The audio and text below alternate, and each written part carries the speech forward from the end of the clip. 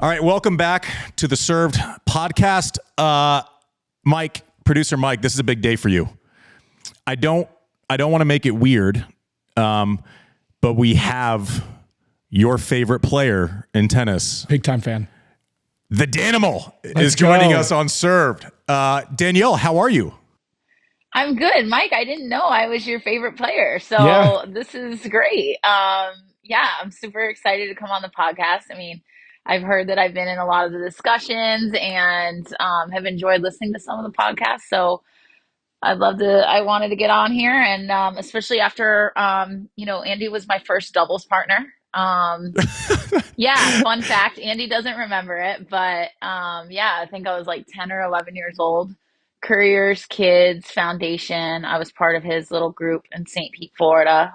And Andy came to do an exhibition, and I got to go on court with you and play doubles. And I did get the photos from my mom. My mom's not the most tech savvy person, so we might have to have those scanned. But we do have the footage, so we're gonna have to share that with the viewers.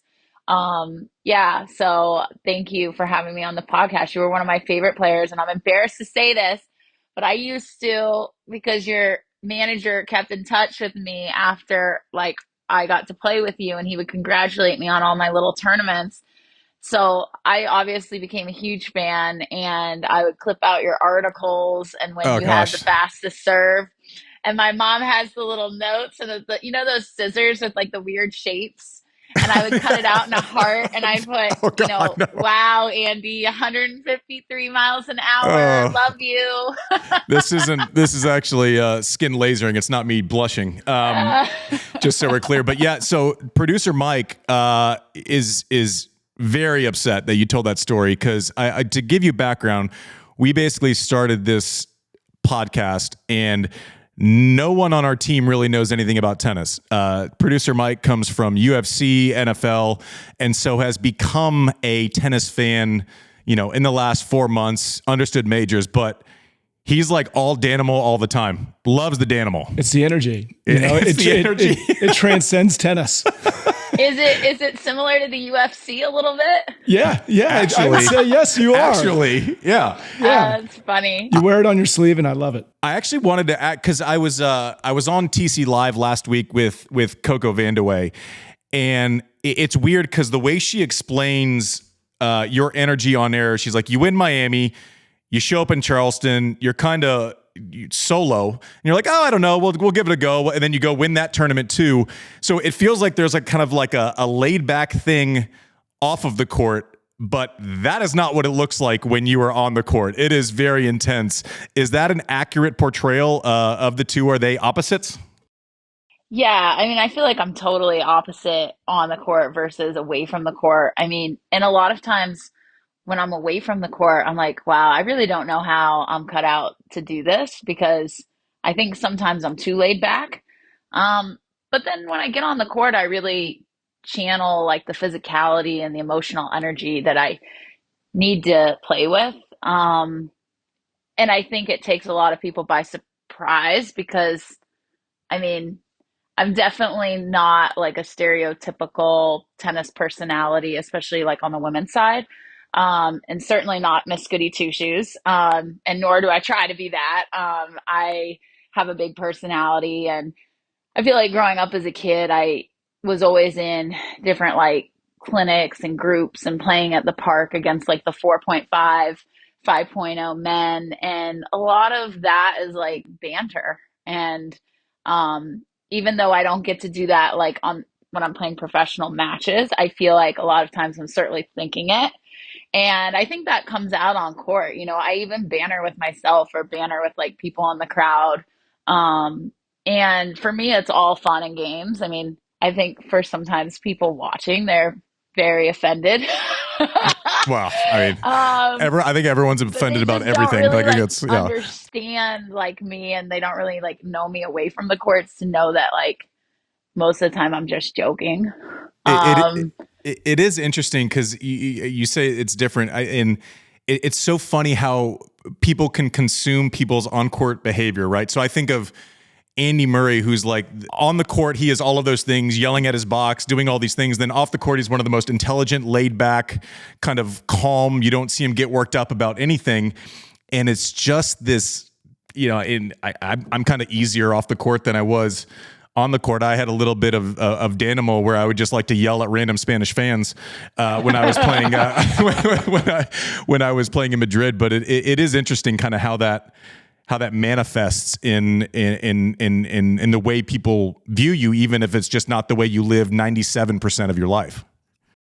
Yeah, and that's the thing is like you can do the right thing 99.9% of the time, but whenever there is that 0.1% where you're a little fiery or a little spicy or you stick up for yourself when it's warranted, people love to give you a hard time for it. And I think that's part of like being a successful person, being a successful athlete, of course. Like if you're not getting criticized, you're not doing something right. So I think the criticism speaks to the success and to all of the hard work you put into your career because you wouldn't be getting criticized if you weren't doing good. So I try to tell myself that. But yeah, it's like you said, like Andy, I totally get what you're saying about Andy. And I think too, people have to remember with Andy, I mean, he's in a lot of physical agony out there sometimes. I mean, especially in the men's matches, these, five setters that go for hours and hours and hours. And when you have a couple of injuries that you've been dealing with and chronic health stuff, like it's not easy. It's not easy. And of course,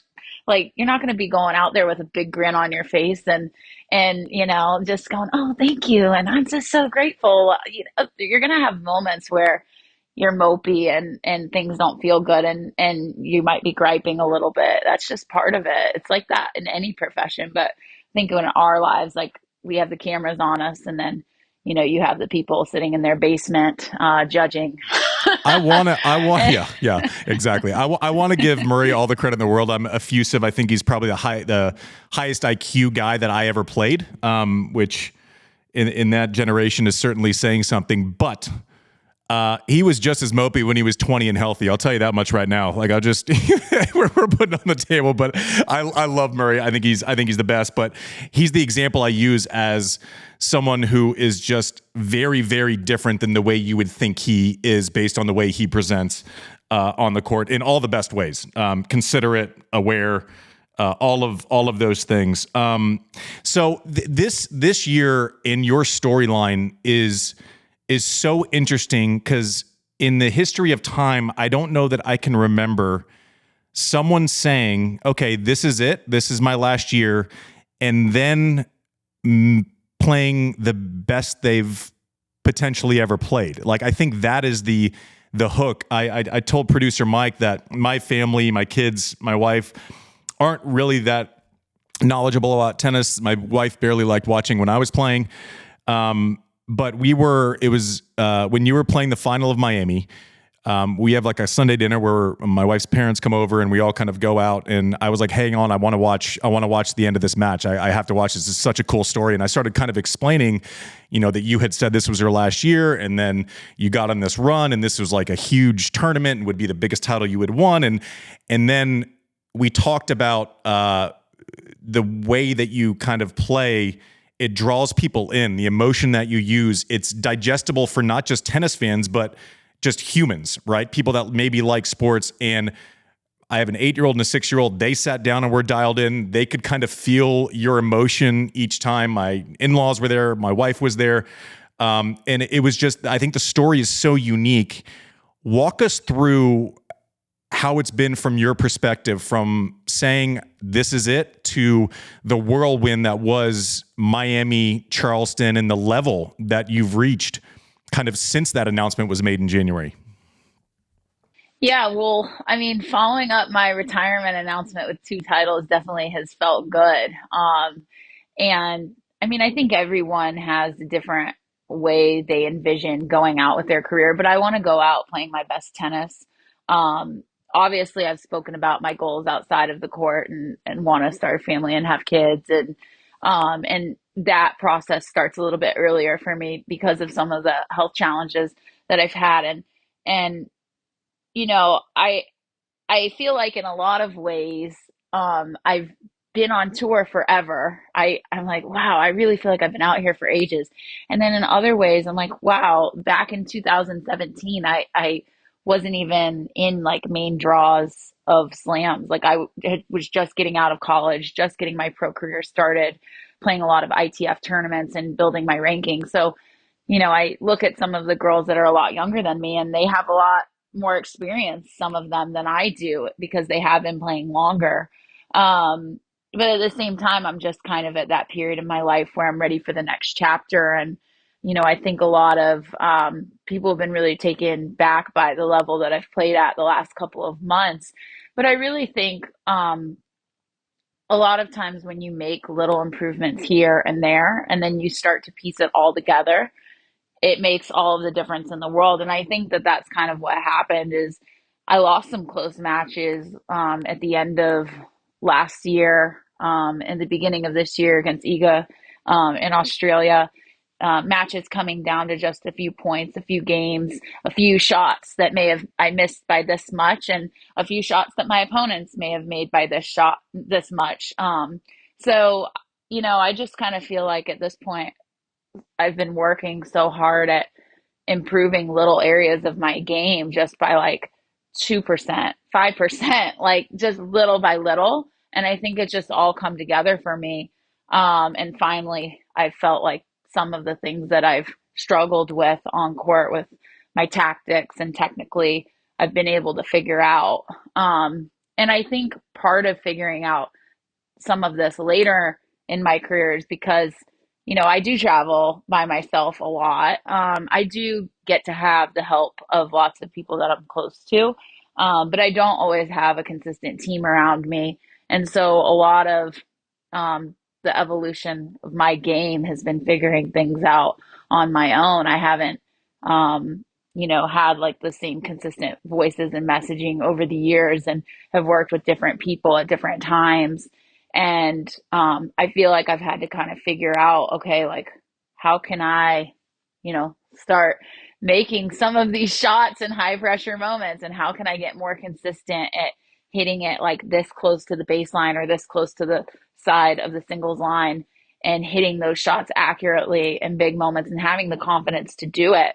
That's been the biggest game changer, I think, for me is those shots that I used to miss, I've been hitting more consistently. And, in the days that don't go my way, like my last match against Arena in Madrid, I was missing some of those shots. And she was also making some of those shots in those small margins. So it just came down to a few points here and there. But, the thing with women's tennis too is we have such strong depth across the board. It's like every week you play, you have to really show up mentally and physically. And I think that's been a challenge, if I'm being honest. I think over the years with my health challenges, I've had to become more creative in how to work around those challenges. I think there's been times where I have overtrained. I think there's times where, I wasn't probably doing the right things, taking care of my body. And I just wasn't aware of like, what are the things that work for me and what are the things that don't work for me. And it's been a bit of a learning curve. Like I said, I haven't been on tour that long compared to a lot of the other players my age.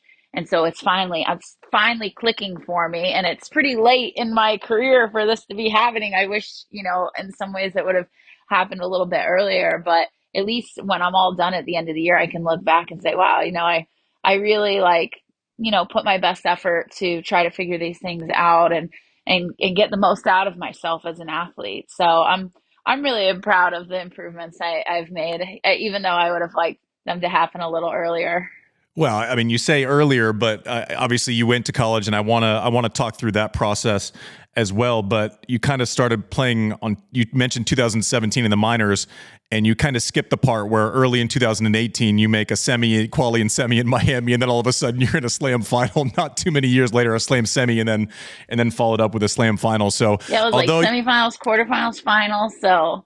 Yeah, hopefully, I mean, building to the next one. So that's it. Yeah, exactly. That'd be a hell of a send off. Yeah, I'll tell you that now. But yeah, talk us through kind of the decision to go to college first, and then to win the NCAAs and then stay. right? Is that something that took up a lot of your thoughts? Should I stay? Should I go? How hard was it to know kind of the right time to make the next step and take a swing at professional tennis? Yeah, well, it's really interesting. I look back on so much of my collegiate career and say, wow, like so many like crazy turns and different events. And I mean, I have to start off by saying I went to University of Florida my freshman year, and I joined a team um, that had won a lot of national championships. They had won a national championship the year before.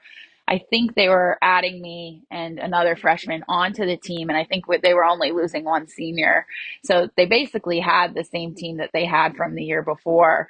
And I played some of the individual tournaments in the fall, and then in the spring, I was playing like I think sixth in the lineup. And only played a few matches. I played maybe like two or three matches, I think. And then I wasn't playing in the lineup. And so at the time, it honestly didn't feel that shocking because our team was so good. And a lot of the, aside from the other freshmen I was on the team with, it was a lot of juniors and seniors that had the experience of winning a national championship. And I was like, okay, like I get it. Seniority, like they've already won the national championship. Like we have such a great team. And we almost won the national championship that year.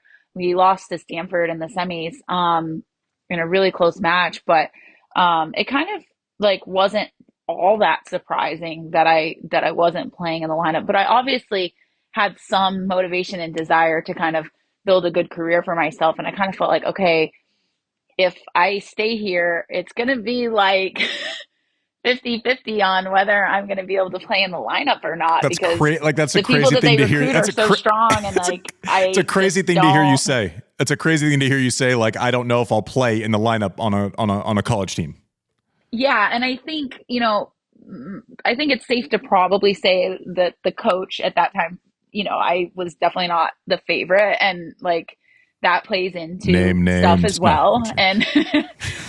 And like yeah, I'm not for everyone, so like I totally get it. But yeah, I wanted to go somewhere that I knew I could play in the lineup or like have a shot. And I decided after a year I was like, okay, I think I need to make a switch. And it ended up being the best thing for me. I got to, go out of state, go to University of Virginia, one of the best schools in the country, not just in sports, but academics as well, which is huge for me because I wasn't always like the greatest student in high school and middle school. I wasn't like super high achiever in the classroom. And for me to be able to get into a school like UVA and then eventually graduate from a school that's so prestigious, it really helped my self-confidence. I don't think that everyone has to go to college. I certainly think it helps you by getting to have like different experiences, and it gives you time to grow up, gives you time to make mistakes. It gives you the environment of being on a team, especially when you play sports and having teammates and coaches that are supportive of you. But yeah, for me, it was the best thing because I wasn't physically or emotionally like mature enough and evolved enough to be a professional tennis player. I didn't have like the self confidence in myself to be like, okay, I can really do well and make a living playing professional tennis. Like I kind of thought, okay, maybe I could get to like 300 or 400 in the world. Like I think that would be feasible, but you're not making a living doing that. And I was thinking, I'm like, well, yeah, if I'm going to do this, I want to be able to, you know, not go into debt over it. I didn't come from financial opportunity. My mom was a preschool teacher and my dad had a small landscaping business. And, I did not grow up with much. And I think in order to have a tennis career, you have to have some type of financial support and not coming from financial opportunity. I think college gave me, a great pathway because I was able to kind of connect with the right people and then once I was done with college, I connected with some amazing people who were a part of the academia world, and they were able to kind of help me with the resources that I needed to start my career. And I had some great mentorship through that. And if I hadn't gone to college, I wouldn't have connected with those people. So it ended up really working out for me in the best way possible. And it really gave me time, like I said, to evolve and mature physically and emotionally, because I was not ready at like 16, 17 years old. I don't think tennis players get enough credit for how hard this environment can be and the challenges that come along with one, running a business, but also managing the pressures not only from yourself but your family, those around you, the world, right? And living your life in the public eye is also not always a easy thing to navigate through, especially as a young kid. So I'm really grateful that I had those years to kind of mature and develop like a strong resilience, because you have to have a thick skin in this sport. You're not going to make it very far. So I needed those years to become tougher. Yeah, well, I think however you got to this level of toughness, I think it was well earned, well deserved, and very obvious to those of us who have had the pleasure of watching you over the years. I will say, as we're looking at, like, when I first kind of turned pro, which was forever ago now, it's funny, you would look at the kind of players coming out of college and you're like, okay, well, there's probably one or two that maybe are 70, 80 in the world. And it's like, you're kind of picking and choosing. Maybe there are two or three that can break the top 100, right? Which is essentially what you need to make a living, right? On tour, you need to get into the slams to end up, cashing paychecks a little bit. And now, I mean, you saw my good friend James Blake goes to 4 in the world. Isner goes to, I forget, 8 or 9 in the world, wins a Masters 1000.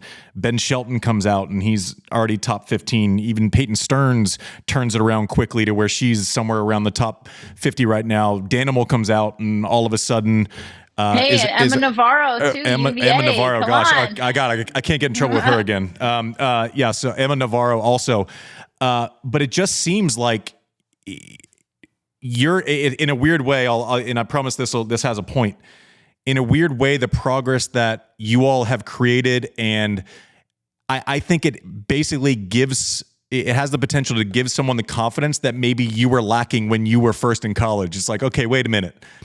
Like, I can do this. College, if I'm successful here, I can be a top 10 player, right? Whereas when I was first on tour, I didn't view anyone who was a junior or senior in college as good enough to be that. Is that something you ever think about, where like maybe I can change the mind of someone who is, going to follow in my footsteps of going to college, or is that too macro?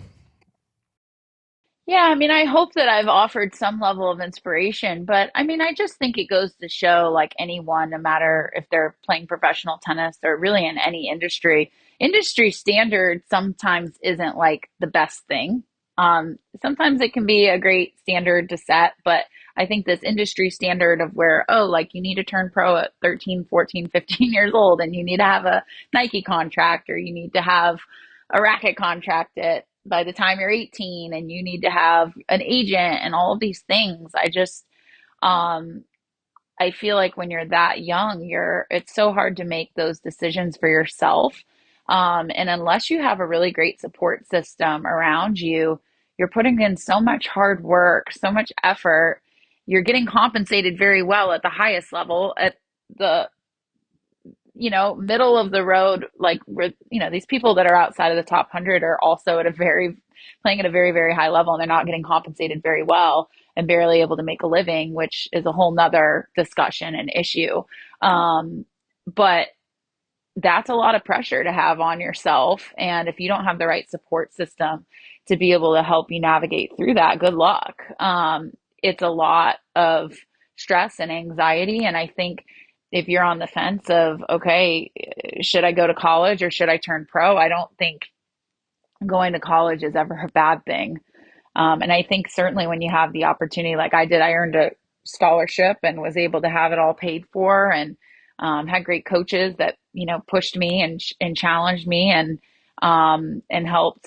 helped me evolve as a player so that I could have a better career once I got out there and have the confidence. Because it also helps when okay, if this doesn't work out, I can go and I have the capability to do something else. My first year that I was traveling on tour, I said to myself, if I'm not in the top 150 after a year, I need to really reconsider this. I was about 150 and like, if I'm not top 100 in the next 6 months, yeah, I'm going to law school. And I was traveling around with my LSAT book. And I remember after I made qualifying at Indian Wells, I went through qualifying, won a few rounds there, had a win over Madison Keys, one of my biggest wins in the beginning of my career. I threw the book out. I'm like, I think I can make a living doing this. I'm pretty confident now. But it's hard in the beginning. And if, you're a young kid and you don't have, like I said, have the resources around you, it just makes, I couldn't deal with that type of anxiety. So I'm gathering, because you said if I'm not 150, then I'm going to stop, and you're 150. If I'm not 100, I'm going to stop, and you get to 100, and then you say you're retiring and then start playing great. I just think you need to set deadlines for everything. I know. Yeah, it's a good point you make. Maybe I should start setting some deadlines. Maybe I'll have to push my retirement even sooner. If I don't win a major by mid-June, I'm gonna stop. I think you work well under a deadline. Are we? Sorry, Mike's showing that. Yeah, we're good. Okay, I just got a little flash. We can edit that out. One of the other things that I find like fascinating, and that you do that is kind of weird by tour standards, is you travel alone like a lot, right? Like you go and you kind of just do that is like, how does that come about? Or is it just the way it is? Is there a reason for it? You just don't like anyone, or what's the reason for that? I definitely think I am an introverted extrovert.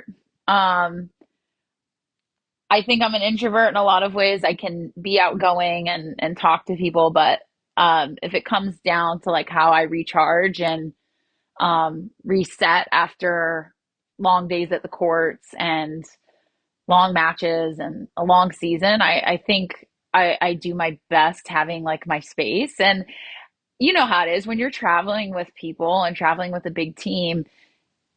It's not, they're there to support you, yes. But you're also there to support them in a lot of ways. And I don't think people understand that us as tennis players are also running a small business. And that can be, it's a lot. And for me, I feel like in the beginning of my career, I traveled a little bit by myself and kind of got used to it. I do like having people on the road. I think the biggest challenge, in addition to all this, has been that oftentimes it's hard to get one person to make like a 30-week commitment. And so then you have to get creative and, okay, I can have this person for 5 weeks. I can have this person for 10 weeks. I can have this person. But that becomes logistically challenging. And then a lot of times I'm just like, I can't deal with any of this. I can only deal with me right now. You're all fired. I am Everyone. dealing with enough just as myself. So I think I'm just okay. Like they have practice desks, they have string, they have hitting partners. All my friends on tour are here.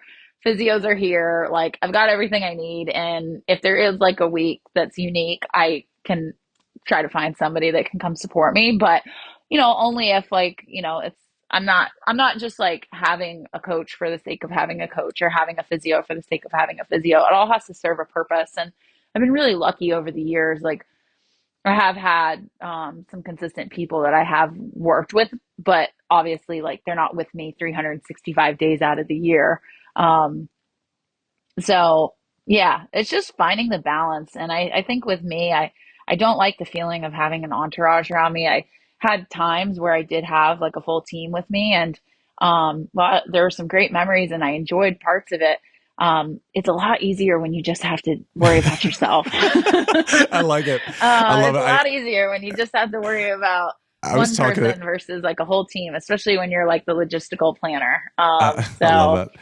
We were talking about it last week, and we just thought it was hilarious. It's like you're in Madrid, like they flash to someone else's box, and it's like full of people, and then you don't really have anyone, and it's just you out there solo fighting with Christy Spanish. Busca's dad was there. Christy Busca's dad came to every single match. Sorry, She's Christy. one of my good friends, and her dad knows that I'm solo most of the week, so he comes to a lot of the Sorry, matches when Christy's not playing.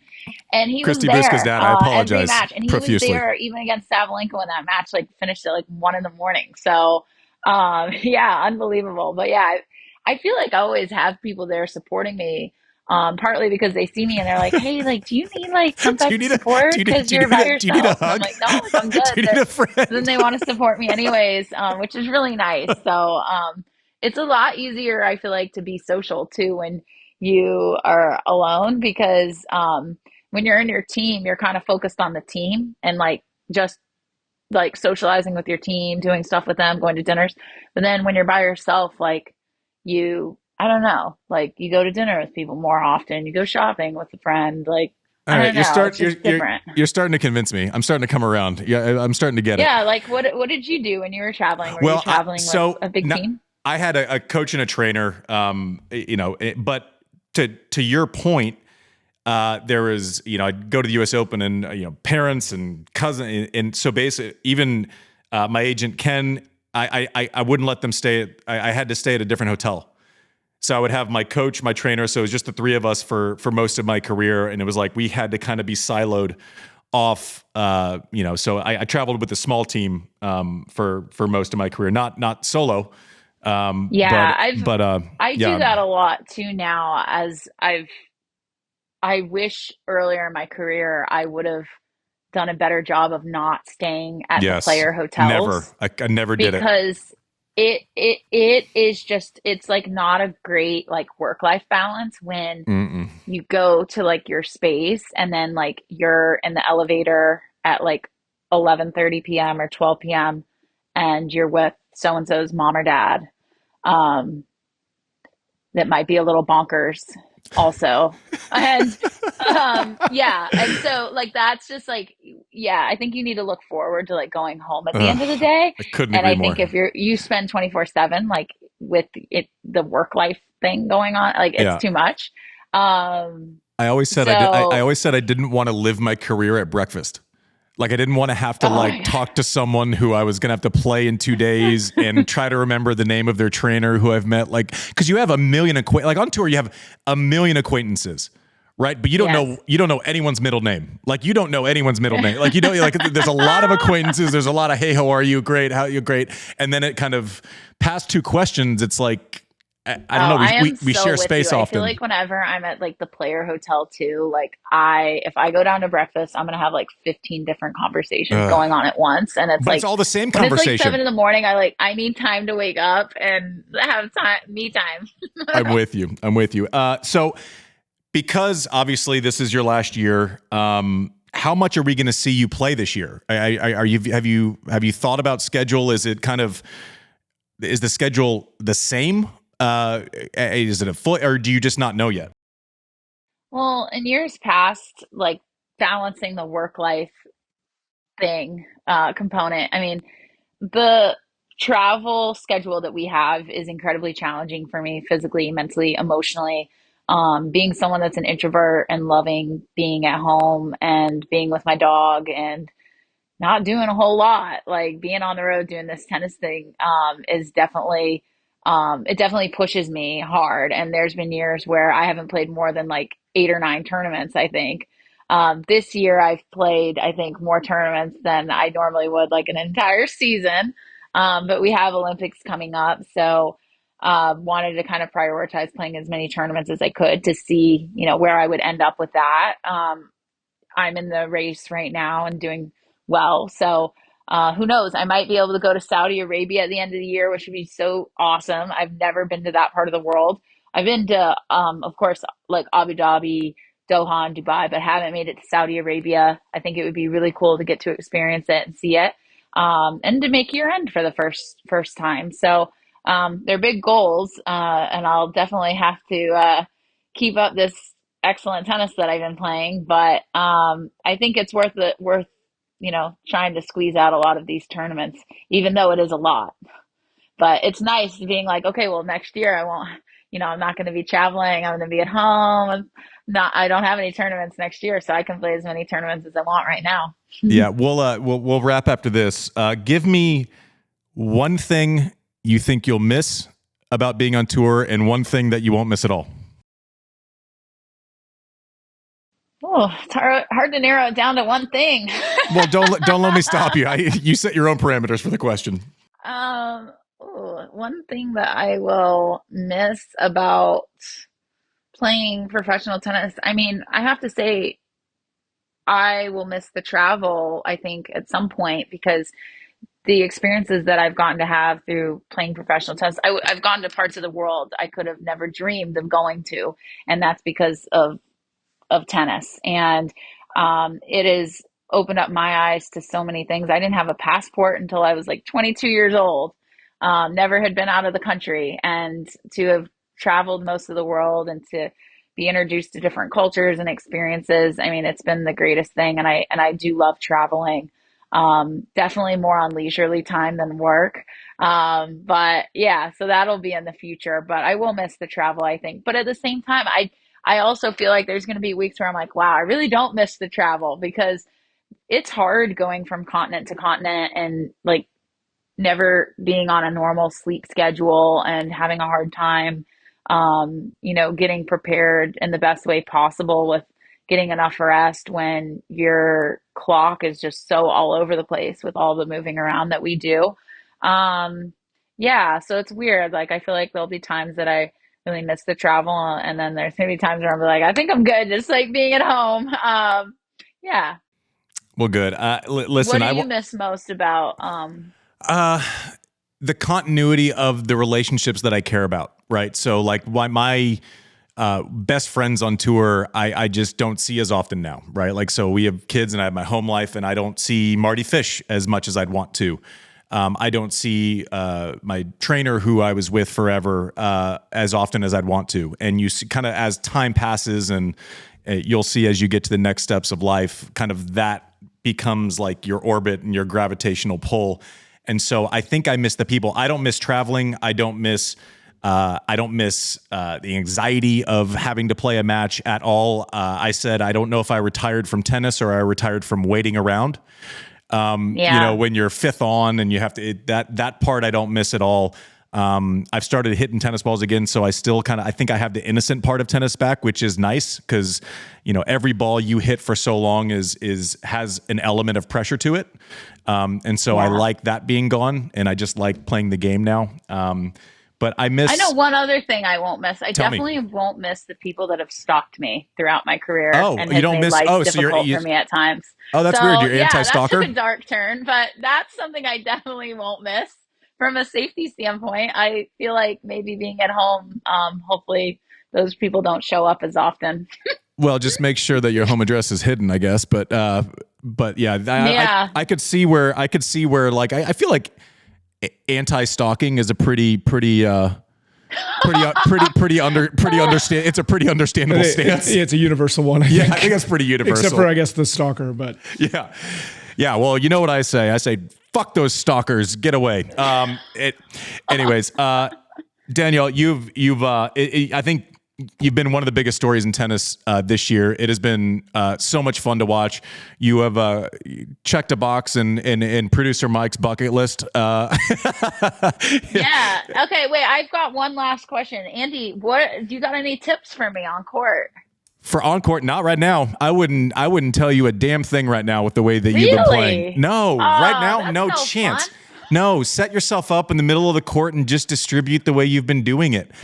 I said, we were talking about after Charleston, I said, the way you're playing reminds me a little bit of my idol, Andre Agassi, where he would set himself up right in the middle, can go line, can go cross, but it was always on you in a hurry. You always felt like you were rushed, and it never stopped. It was like suffocating. So there is not a chance with the way that you've been playing that I would give you one piece of advice. Keep doing it. Keep enjoying it. Enjoy the rest of the year.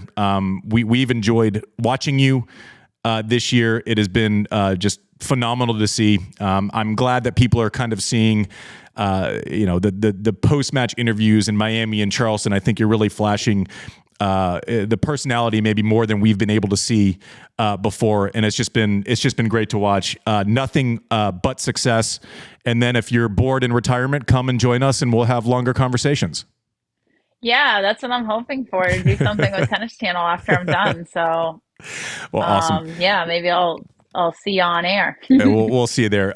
Thank you for making the time. I know you're busy playing in Rome right now, so good luck there. Good luck at Roland Garros, and for the rest of this year, we'll be watching. Yeah, thank you guys. It was nice to meet you too, Mike. too. So nice when I hear that I'm someone's favorite player.